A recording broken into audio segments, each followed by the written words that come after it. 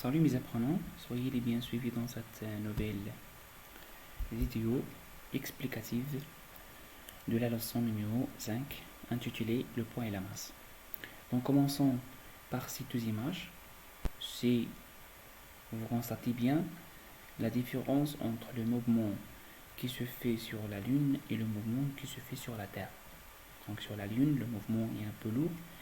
Par contre, le mouvement sur la Terre est un peu accéléré et l'attraction est importante. Pour expliquer cette différence, nous allons traiter quelques particularités. On va commencer par la masse. La masse est une grandeur physique relative à la quantité de la matière, c'est-à-dire liée au nombre d'atomes, de molécules ou bien d'ions qui constituent l'objet. Tant que le nombre d'atomes est grand, ou bien le nombre de molécules et d'ions est grand, la masse est très importante. La masse est notée par M, d'unité internationale kg, 1 kg. La masse se mesure par la balance. Et comme remarque, cette masse ne change pas parce que la masse est liée au nombre d'atomes. Et tant que le nombre d'atomes ne change pas, aussi la valeur de la masse ne change pas. Et lorsqu'on prend un objet qui a une masse de 4 kg, 4 kg, quelle que soit la place à laquelle on a déplacé cet objet, on va avoir toujours la même valeur de la masse. 4 kg au Maroc, c'est 4 kg en Europe, c'est 4 kg sur la Lune, c'est 4 kg dans toutes les planètes ou bien dans toutes les planètes du système solaire. Pourquoi? Parce que lorsqu'on dit 4 kg, c'est 4 kg d'atomes. Donc c'est le nombre d'atomes qui ne change pas. Donc en fait, bien carrément, lorsque le nombre d'atomes est constant, la valeur de la masse est constante. Ce qui produit le changement de la masse, c'est l'augmentation ou bien la diminution du nombre de molécules et d'ions. Deuxièmement, pour définir le poids, c'est une grandeur physique qui représente la force de la Terre, ou généralement tout autre corps céleste, c'est-à-dire qui sont en mouvement ou bien en repos dans l'espace. La Lune, les planètes, les soleils, les étoiles comme le Soleil, etc. Donc ils s'appellent des corps qui sont célestes. Tous ces objets-là, ils produisent une force attractive appelée le poids. Le poids donc c'est une action mécanique. Et comme toutes les actions mécaniques ou bien toutes les forces, la force toujours elle a 4 caractéristiques. Pour le poids, il est noté P, comme ça. On va ajouter une petite flèche au-dessus. P ici, ça vient de la première lettre du mot poids.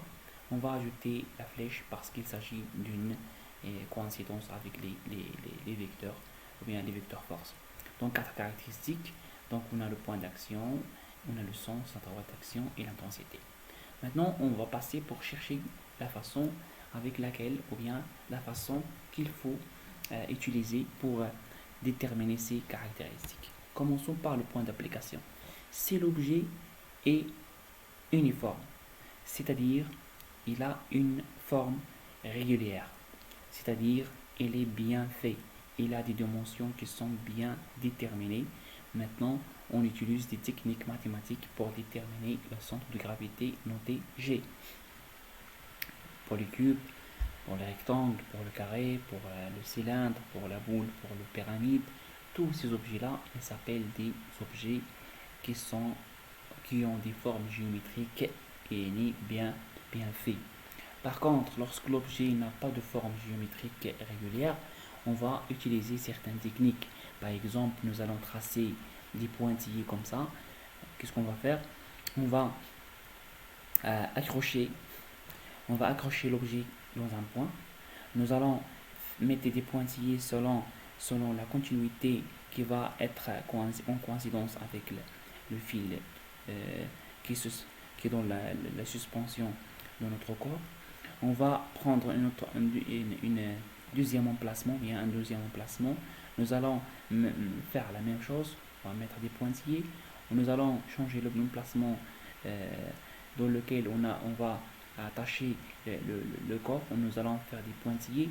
Enfin, nous allons obtenir une intersection de ces trois passages des pointillés dans un point. Ce point-là, il est noté G, c'est le centre de gravité de ce corps. C'est-à-dire, dans G ici, on a une masse qui est bien répartie, ou bien une masse qui est uniformément répartie dans le corps. Pour la direction, toujours c'est une droite. Quand vous voyez cette personne pour avoir une position comme ça, il y a toujours une action qui se fait vers le centre. Ici, l'action se fait vers le centre, et l'action se fait vers le centre toujours. Donc, lorsqu'on cherche la direction, c'est-à-dire que la direction c'est une droite, et cette droite-là, carrément, il va passer par le centre de gravité de la personne, G, puisque le sens se fait vers le centre, c'est-à-dire que cette droite d'action, il va en fait passer par le point G et le point du centre. C'est-à-dire c'est une droite qui passe par G et par le centre de la Terre, toujours, quelle que soit la position du corps. Donc cette direction, ou bien cette droite d'action, elle s'appelle la verticale. Donc on dit c'est une droite verticale, ou bien c'est une verticale, ou bien c'est une ligne verticale qui passe par le centre de la Terre. Pour le sens, c'est très facile, toujours de G vers le centre de la Terre. Et pour l'intensité, il faut toujours choisir, ou bien il faut utiliser un dynamomètre. Donc il faut mettre le corps en liaison avec la corde du dynamomètre. Donc après, nous allons voir sur le port de notre dynamomètre. Il commence par le 0. Donc l'indicateur, il donne la valeur 1. Donc on dit que la valeur de l'intensité de poids de ce corps-là, bien de cet objet, est 1 newton. On utilise bien sûr P, mais on va enlever la flèche. Conclusion, ce qui est très important, que les caractéristiques du poids sont le point d'application, c'est G, la droite d'action, la verticale qui passe par le centre de gravité. Le sens, c'est toujours du G vers le centre de la Terre. Et pour l'intensité, il est déterminé par le dynamomètre. Ce que je vais vous transmettre, c'est que le sens, la droite d'action, le point d'application, c'est toujours les mêmes caractéristiques. Il ne change pas quel que soit l'objet, soit grand, soit petit, soit moyen. Donc toujours le sens, la droite d'action et le point d'application. Donc on peut utiliser ces phrases toujours. Ils sont valables pour pour tous les cas. Par contre, l'intensité, c'est cette particularité qu'il faut bien déterminer, parce que l'intensité est liée au dynamomètre, et tant que la masse de l'objet est grande, donc la valeur de P sera grande. Donc cette valeur-là, elle change. Pourquoi il change? Parce que la masse des objets est différente. Et les objets qui sont grands, ils ont une masse grande. Les objets qui sont petits, bien sûr, leur masse sera petite. Pardon. Maintenant, nous allons chercher la relation entre la masse et le poids. Donc pour cela, on va tracer ce tableau-là. On va faire la suspension d'un corps à un dynamomètre. On va changer le corps, C1, C2 jusqu'à C4. Nous allons noter les masses 0,10, 0,20, 0,30 de chaque objet. On va déterminer l'intensité P en newton selon le dynamomètre. Mais enfin, nous allons calculer, ou bien mesurer, ou bien déterminer la valeur de P sur M.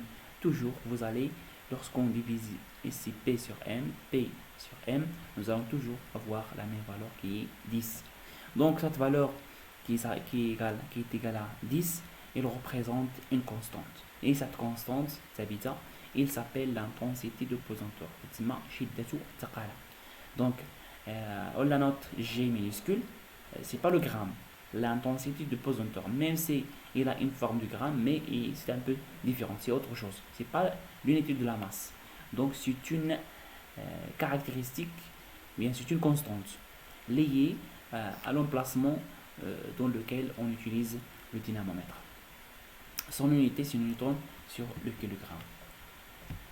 Lorsqu'on trace une courbe qui représente la variation du poids avec la masse, nous allons obtenir comme ça. Donc nous allons mettre la masse sur les abscisses en kilogrammes. Nous allons noter le poids en newton ou bien l'intensité du poids en newton sur les ordonnées. Nous allons tracer 0,1 correspondre à 1, 0,2 correspond à 2, 0,3 correspond à 3. Et enfin, lorsqu'on trace la courbe, nous allons obtenir une forme d'une fonction linéaire. Pourquoi une fonction linéaire? Parce que c'est une forme qui passe par l'origine, ou bien c'est une courbe qui passe par l'origine du repère. Donc on dit que cette forme-là, c'est une forme linéaire. Donc qu'est-ce qu'on constate? On constate que lorsque la masse augmente de l'objet, aussi l'intensité il va augmenter.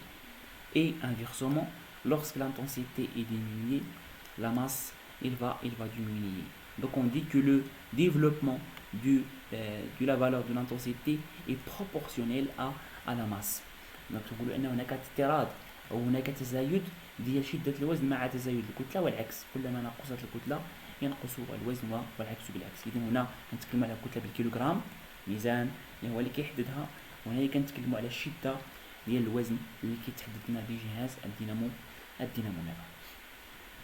دونك نلاحظ أن المنحنى يمر بأصل المعلم. دونك سي اون droite كي لينيير. دونك وإلا بغينا نحددو داك لو كوفيسيون دو بروبورسيوناليتي اللي كيتسمى معامل التناسب أو اللي كيتسمى التناسب بين الأراتب ولا الأفاصيل أو اللي كيتسمى المعامل الموجه ولا كيتسمى معامل الدالة. دونك فاحنا هذاك المعامل كنرمزو ليه بالجي كيتحسب من لا كور بما أن ديك المعادلة أو ديك لا فونكسيون il passe par l'origine du repère. il suffit de choisir un seul point. كنختاروا واحد النقطة من لا كورب. شكون هي هاد النقطة اللي اختاريناها في هاد الحالة؟ اختارينا 0,3 kg 3 نيوتن. ممكن ناخذ اخرين. on peut prendre autre point mais généralement pour cet exemple là je vais prendre 0,3 3 newton. Alors il a خدينا النقاط اخرين. si on prend les autres points nous allons obtenir la même valeur. فين هي 0,3 ici projection 0,3 3. donc à tous les ordonnées à tous les abscisses. Si on fait le calcul, G est égal à, ça va être 3 newtons sur 0,03 1,03 kg. Cp sur M, ça va être donné 10 newtons sur kg. Enfin, à partir de ces informations, nous allons obtenir que la valeur du poids et de la masse sont liées par la relation G est égal à P sur M. Donc on a القيم ديال شدة الثقالة اللي كتسمى la constante de pesanteur مع la valeur de l'intensité en newton. Avec la masse, ils sont liés par la relation suivante G est égal à P sur M. Et à partir de cette valeur, on peut nommer ou bien on peut extraire la valeur P est égal à M fois G, et G il s'appelle l'intensité de pesanteur en newton par kilogramme. La valeur G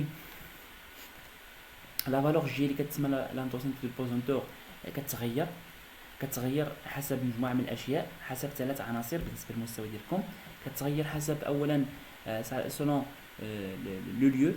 ملي تنقولوا لو lieu كنتكلموا على l'altitude ديال l'altitude هو العرض، خطوط العرض ديال الكرة الأرضية، ثم l'altitude هو الارتفاع. وكتغير كذلك selon la masse des planètes، حسب الكتل ديال لي بلانيت اي لي زوبجي سيليست، يعني حسب الأجسام اللي يعني كتفرض هذيك الجاذبية ولا هذاك الجذب. غنبداو بوحده، غنبداو بلاتيتود اي لاتيتود. هذا هو الشكل ديال الكره الارضيه، سي لا فورم دو لا تير. elle est elliptique ماشي كرويه، il n'est pas sous forme d'une boule mais c'est une forme elliptique. Ça veut dire que il a خدينا هذا هو le centre. Si on prend d'ici le centre, vous voyez que le centre est très proche au pôle nord et au pôle sud. Par contre le centre il est un peu loin par rapport à l'équateur. هنا كتسمى l'équateur ولا خط الاستواء. وهاد الجهه هذه كلما كنا قريبين من مركز الارض تكون كبيره، قيمتها كبيره، وكلما كنا بعيدين منها تكون يعني صغيره. فهنايا بما ان المركز هنا بعيد عن خط الاستواء، في هذه المنطقه هذه كتكون جي صغيره وهنايا كتكون كبيره. فاللي كيتكلم على هذا الشيء في هذا الجدول هذا هو هذا يتسمى لاتيتود في الاكواتور 9.78، في لي بول 9.83. كتلاحظوا ان في القطب الشمالي كبيره، في خط الاستواء صغيره، لحقاش هنا المركز بعيد من خط الاستواء وهنايا قريب من القطب الشمالي. دونك فبصفه عامه كلما كان الجسم بعيد عن مركز الارض، تكون شدة ثقلته أو شدة جذبه ضعيفة جدا. وإلا كنا في الارتفاع سي اون دو لا هوتور بيان دو لالتيتود، فكنقصدوا بها أننا غنبعدوا على دابا حنايا دابا ملي كنمشيو من الاستواء للقطب الشمالي كنبدلوا سو كون ابيل لاتيتود، خطوط العرض. ولكن ملي كنمشيو نبعدوا على الأرض كنمشيو الارتفاع، نرتفع عن الأرض. فملي غنرتفعوا عن الأرض معناه أننا سنبتعد من مركز الأرض، فكلما ابتعدنا من مركز الارض حتما غتكون جي اصغر. فبالتالي لاحظوا معايا افيك لالتيتود الارتفاع، فاش كنكونوا في النيفو دو لا مير 9.814، فاش نكونوا على بعد 1000 متر من سطح الارض 9.811، ثم 4902، يعني انها كتنقص مع الارتفاع لان كنبعدوا من مركز الارض. وكلما كنا قريبين من مركز الارض تكون الجاذبيه مهمه جدا. وهذه الجهه هذه كلما ابتعدنا اكثر ستنخفض قيمتها بالتوالي حتى تنعدم. وقتاش غتنعدم ملي الجسم غيبعد من الارض، وغتولي ديك الجي كتساوي صفر. في هذه اللحظه هذه نقول بان الجسم اصبح في الفضاء. فكلمه الفضاء مرتبطه بانعدام الجاذبيه، وبالتالي قيمه جي كتساوي صفر. فهاد الجي ايضا ما كتعلقش فقط بخطوط العرض والطول والارتفاع، كتعلق كذلك بما يسمى بحجم او كتله الكواكب. كلما كانت الكواكب كبيره كتكون مهمه، كلما كانت الكواكب صغيره كتكون يعني ضعيفه. بحال هنا لا تير كتكون 89، ولكن في لا لون 61 لحقاش لا لون الى بوتي، كاين 61 ولا 63 سي لا ميم شوز. مارس الي ان بو مويان 3.7. اكبر قيمه ديال الكواكب ديال المجموعه الشمسيه بالنسبه من حيث الجي هو المشتري جوبيتر اللي عنده تقريبا 25 نيوتن على الكيلوغرام، لحقاش هو يعتبر من اكبر كواكب المجموعه الشمسيه. ولكن اذا كنا في الفضاء يعني بعيدين من الجاذبيه ديال اي كوكب ولا اي مكان، فكتولي عندنا جي كتساوي صفر. ومن هنايا كيبان لكم انه الى عوضنا جي بالقيمه صفر فالكتله اصلا ما كتغيرش، ديما الكتله كتبقى هي. الا ضربنا هذه الكتله في صفر غنلقاو بان الوزن يساوي صفر. معناه ان ماذا؟ ان الوزن او شده الوزن يمكن ان تكون منعدمه، بينما الكتله يستحيل ان تكون منعدمه. لحقاش ملي تنقولوا جسم فهو جسم اما صلب او سائل او غاز، وملي تنقولوا جسم صلب او سائل او غاز فكنتكلموا على وجود كتله، او ان الكتله دائما تكون قيمتها موجبه، بينما الشده ديال الوزن قلت الكتلة دائما تكون موجبة، بينما شدة الوزن يمكن أن تكون موجبة، يمكن أن تتغير بتغير المكان، لأن كل ما بدلنا المكان الارتفاع طول الكواكب دائما كتغير لنا هذيك الجي حسب هذه الأماكن. Un petit exercice qui va traiter cette situation. On suspend d'une ville un appareil dans une région du G est égal à 10 newtons. La première question, comment s'appelle cet appareil de mesure? Donc vous savez bien, on a utilisé ici l'appareil de dynamomètre. Donc la deuxième question, en fait on va pas appeler appareil, on va appeler instrument, c'est mieux. On va appeler instrument. Donc pour les instruments de mesure, on a ici le dynamomètre. Pour l'unité de l'intensité du poids, c'est le newton. N, ça veut dire le newton. On va noter newton N. Quelle est l'intensité de poids selon le dynamomètre et l'indicateur des valeurs? Il va donner la valeur 0,6. On va noter P est égal à 0,6 newton. On déduire la valeur de la masse. Pour déduire la valeur de la masse, nous allons utiliser la relation qui lie entre le poids et la masse. Donc P est égal à M fois G. Donc M est égal à P sur G. Donc on va remplacer les valeurs 0,6 correspondant à la valeur notée sur le dynamomètre, et G c'est la valeur donnée liée à la région dans laquelle l'élément ou bien cette bille se trouve. Donc on va mettre les données et les unités, on va simplifier, on va obtenir 0,06 kg. Si on transforme du kilogramme vers le gramme, nous allons obtenir 60 grammes. Donc on dit que la masse de cette bille sera 60 grammes. Pour la dernière question, nous allons changer la place de cette bille vers la Lune. Et vous savez que la Lune a une gravité ou bien une intensité de pesanteur 1,63 newtons sur 8 grammes. Donc nous allons toujours obtenir ou bien utiliser la relation P est égal à 1 fois G. Comme j'ai dit que la masse ne change pas, ça veut dire que la masse sur la Terre de la bille, c'est la même masse de la bille sur la Lune. Donc au niveau de la relation, je ne vais pas changer la valeur 0,06 kg parce que la masse ne change pas. Ce qui va changer, c'est seulement G qui s'appelle l'intensité de pesanteur. Donc si je multiplie 0,06 kg multiplié 1,63 newton sur gramme, nous allons obtenir 0,09 newton. Qu'est-ce que vous remarquez? Vous remarquez que la valeur de l'intensité de poids de la bille sur la Lune est très inférieure à la valeur de l'intensité de poids de la bille sur la Terre. 0,6 c'est grande, 0,09 c'est très petite. Donc on dit que lorsqu'on se déplace de la Terre vers la Lune, le poids a diminué, mais la masse n'a pas diminué parce que la masse ne change pas, jamais changé. Par contre, le poids il va changer selon les déterminations que j'ai citées. L'altitude, latitude et ce qu'on appelle la taille ou bien le volume ou bien la masse des planètes. Donc merci pour votre attention.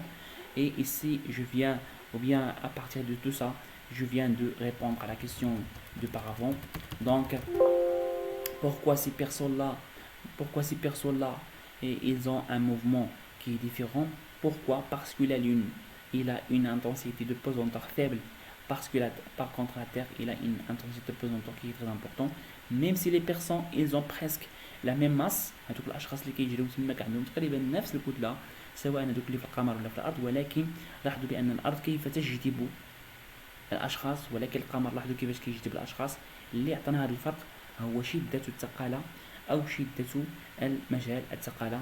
كلما كانت صغيره تكون الثقاله او الجاذبيه مهمه، وكلما كانت كبيره تكون الجاذبيه مهمه. Donc merci pour votre attention.